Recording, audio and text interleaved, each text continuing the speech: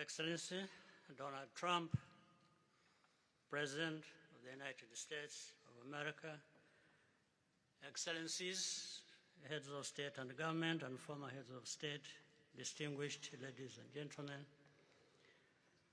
I want to begin with some words of thanks. First, to my fellow heads of state and government from Africa, your presence here confirms that these efforts enjoy the broad support necessary to succeed. I also thank Minister of State Kulaifi, representing His Highness Sheikh Tamim bin Hamad of Qatar. The role of Qatar has been absolutely central in getting us to this point. But of course, the biggest vote of thanks goes to President Donald Trump. No one was asking President Trump to take up this task. Our region is far from the headlines. But when the President saw the opportunity to contribute to peace, he immediately took it. This conflict has lasted for 30 years. We have seen countless mediations and efforts, but none has succeeded in resolving the underlying issues.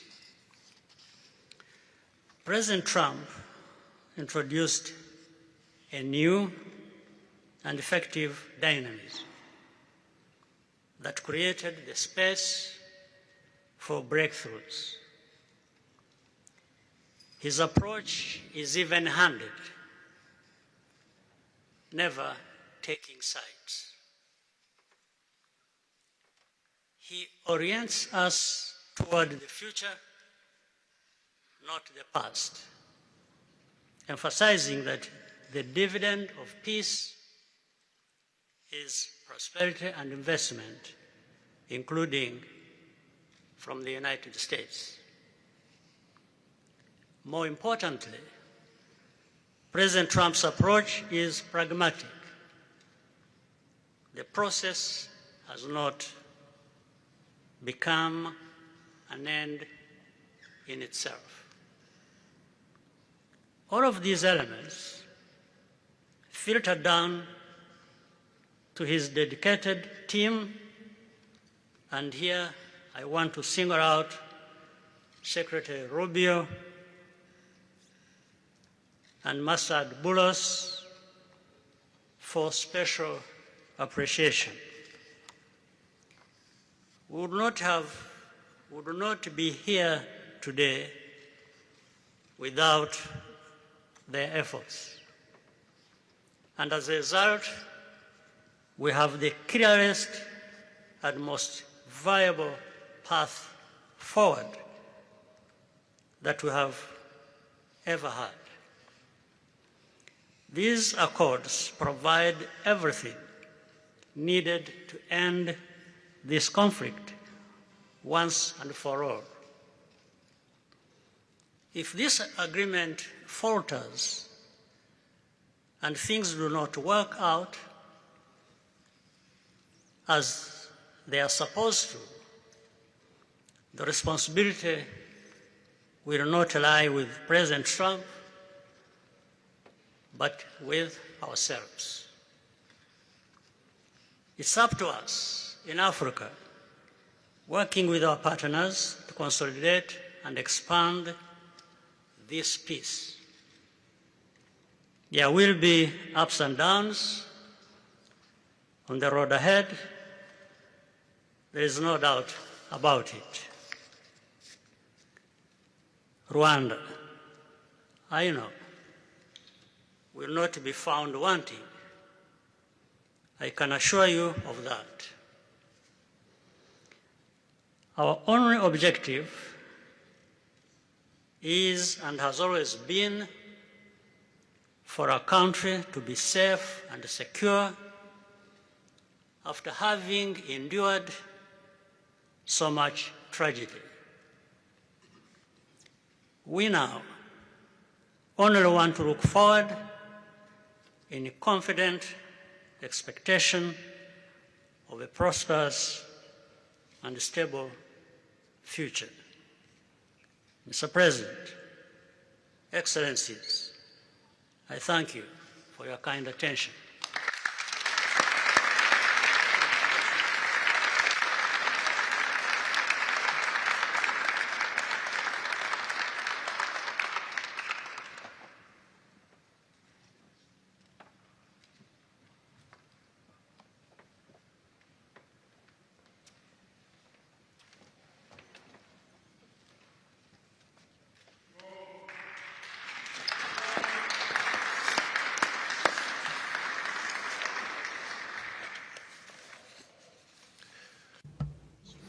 Mr. the President of the United States, Donald Trump, ladies and gentlemen, dear members of the delegations, distinguished guests,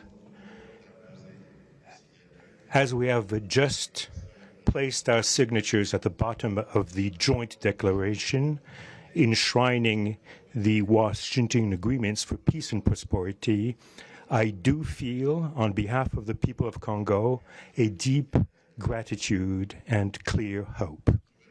First of all, I would like to express quite solemnly our deep thanks to the President of the United States of America, Mr. Donald Trump. I would like to thank his administration and also wish to thank the American people for the critical role that they played for the rapprochement, the closening between the Democratic Republic of Congo and the Republic of Rwanda. To these thanks, I also bring in all of our regional partners and our international partners who, thanks to their commitment and engagement, have consistently made this critical moment possible in the road to peace. First and foremost, we have Sheikh Yanim bin Ahmad Adani. We have President João Manuel Lourenço Gonçalves, who is the President of Angola and the acting President of the African Union. And we also have the former President of the Republic of Kenya, my brother, Uhuru Kenyatta, who I can see here in the room. These two great Africans who are at the beginning, who started the Rwanda and the Nairobi processes. And beyond them, I wish to thank also all of the African leaders who contributed to help us in this struggle. And I do hope that we have, yes, reached the end. The Washington agreements are not yet another document. These represent a turning point. They bring together under a coherent architecture a declaration of principles of a peace agreement and also the regional economic integration framework to provide to the peoples of the region a new perspective, a new outlook, namely to finally overcome the cycle of violence, of forced displacement, of mistrust, defiance, in order to begin a new era of friendship, cooperation, and prosperity all shared together. For those involved, the Democratic Republic of Congo takes this solemn commitment to implement with complete sincerity all of our obligations that stem from this agreement. We will do this with seriousness, with rigorousness, and also the constant care for peace and the security of our populations, for the unity and the integrity of our territory. We do hope that thanks with the same seriousness that the Republic of Rwanda will also respect fully the letter and the spirit of the commitments made here in Washington. We are reaching out for a peaceful cooperation based on mutual respect, non-interference, and the joint struggle against the armed groups, the end of all support to negative forces, and the beginning of fair prosperity on behalf of our two populations. I do believe this day is the beginning of a new path. A demanding path, yes, indeed, quite difficult, but this is a path where peace will not just be a wish, an aspiration, but a turning point. The Democratic Republic of Congo will fully play its part with dignity, with consciousness and consistency, and with the support of our partners. We will remain watchful, vigilant, but not pessimistic. We'll be clear-eyed, but resolutely optimistic. These Washington agreements for peace and prosperity must be for our peoples a symbol of an irreversible commitment to turn the page of confrontations and to open a new era of cooperation and sustainable peace throughout the region. Thank you.